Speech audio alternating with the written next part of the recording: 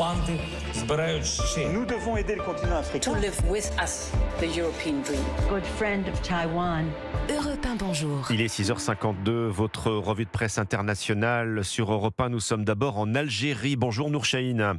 Bonjour. Vous êtes à Alger pour Europe 1, à la une ce matin des journaux du pays.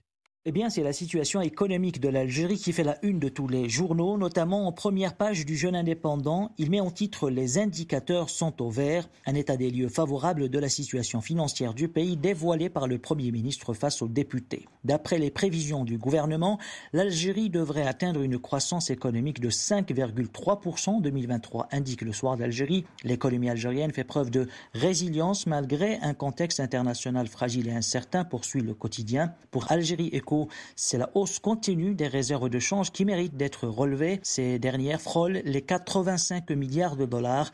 Seule l'inflation inquiète, elle dépasse les 9,5%. Une hausse généralisée des prix tirée principalement par les produits alimentaires qui ont connu une hausse de 13% cette année.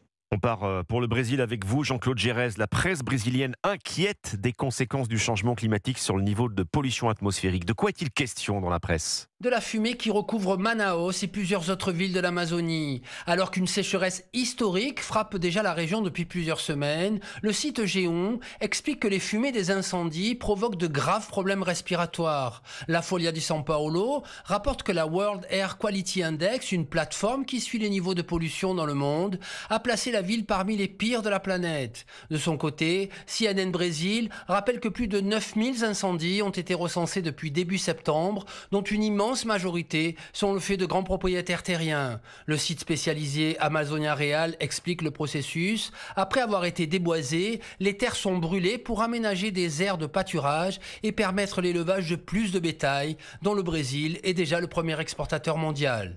La revue de presse internationale sur Europe 1. Merci à nos correspondants. 6h54, très bon début de matinée à l'écoute d'Europe 1.